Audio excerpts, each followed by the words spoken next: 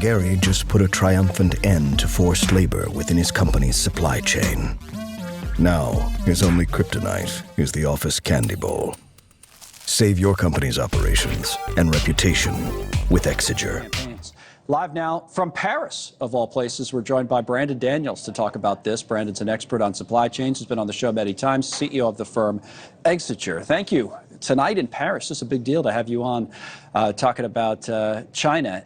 You, as an expert on, as I say, the reason I said that, supply chains, would be a perfect person to talk about the big deal here. When I saw electric vehicles, my first reaction was, not a huge deal, because China's not selling many of their electric vehicles in the U.S. anyway. So maybe there's something deeper in what the president's announcing here that will have a big impact on the economy and business. What is it? You're absolutely right, Connell. There isn't a huge impact to the overall U.S. economy with these specific tariffs. However, there are a couple of hotspots or highlights that I would flag. This isn't just on electric vehicles. This isn't just on the automotive industry. This is going to affect many other sectors. So there are solar cells, for example, that are going to see increased hikes.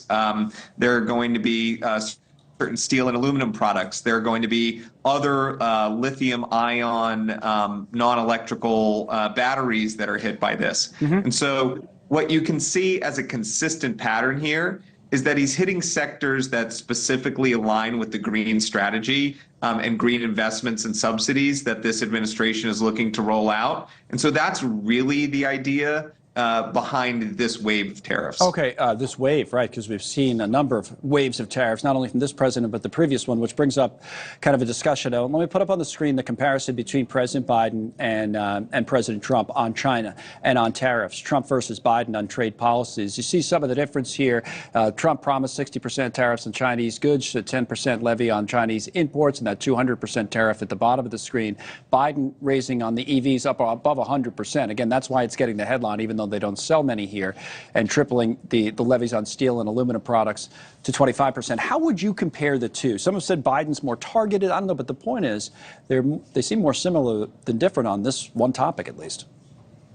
I think both are pretty hawkish on China, yeah. and I think it's for good reason. China's stealing $600 billion of our intellectual property every year. I mean, that's the top range of the estimate. But what they're trying to do is they're trying to curtail China's ability to own markets, and they own critical mineral markets. They own semiconductor markets. They own EV markets. They own our lithium-ion battery markets. They own even our tool markets. The one thing that nobody's talking about, Connell, is that these tariffs don't necessarily impede China's ability to get goods into the United States without significant tariffs or without significant additional economic outcomes for them.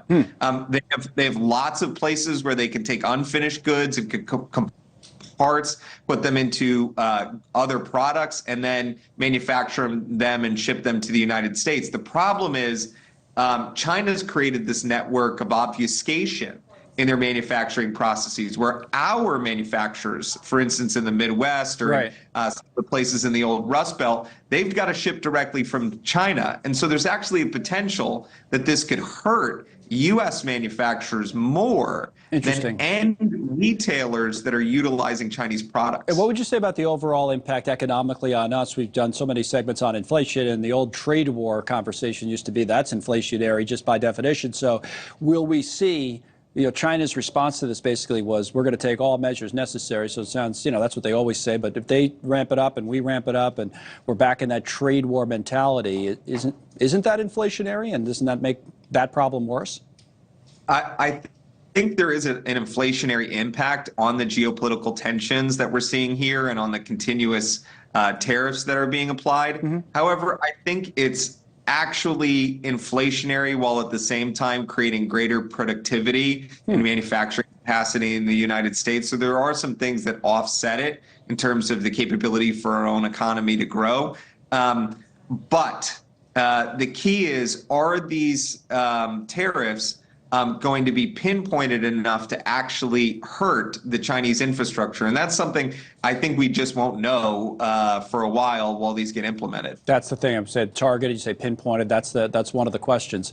Brandon, thanks for taking the time from Paris to join us on this story. Brandon Daniels.